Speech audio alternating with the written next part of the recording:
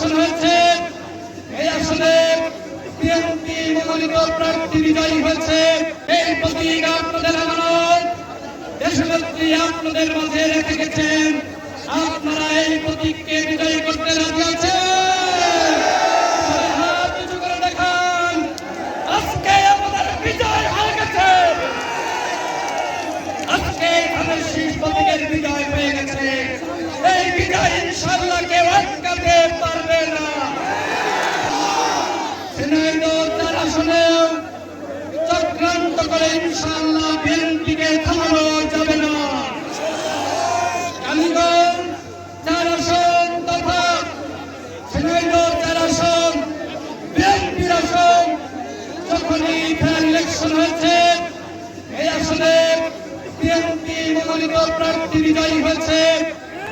আমি আপনাদেরকে কথা দিচ্ছি, মহান আল্লাহ রাব্বুল আলামিন যদি আপনাদের সহযোগিতায় এই আসন থেকে আমাকে নির্বাচিত করেন, তাহলে এই আসনের কোথাও কাঁচা রাস্তা থাকবে না।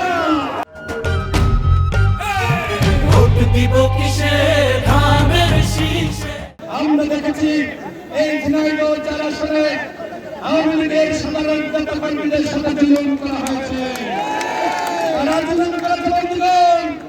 যারা মনে করেছিল আমরা নমিনেশন পাবো, আমরা ভোট হওয়ার আগে এমপি হয়ে গেছি, তাদের নেতা কর্মীরা সেই নেতা নির্দেশনায় আওয়ামী লীগের সাধারণ নেতা কর্মীদের উপর জুলুম করেছে, মামলা বাণিজ্য করেছে, মিথ্যা মামলা দিয়েছে এবং যারা চেয়ারম্যান ছিল, মেম্বার ছিল, তাদের কাছ থেকে লাখ লাখ টাকা চাঁদা নিয়েছে।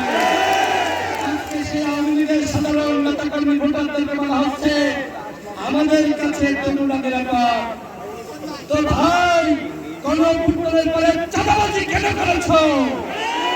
আজকে হাত তখন আমি করেছি, আমি ভাই করেছে, জীবন ভাই করেছে, হাত তখন, পাওয়ার তখন, বাজার তখন, বাস স্ট্যান্ড তখন, ট্যাম্পু স্ট্যান্ড তখন, এখনো পর্যন্ত কারাগারে করে রেখেছে খদ্দের। আমি আপনাদেরকে কথা দিচ্ছি, আমি নির্বাচিত হলে এই সমস্ত তখন উত্তর করা হবে। সদর উপজেলার সন্তান আজকে কতিপয় দুর্বৃত্ত আমাকে বলছে বহিরাগত। আমি কি বহিরাগত? জাতীয় পর্যায়ে রাজনীতি করলে যে কোনো জায়গা থেকে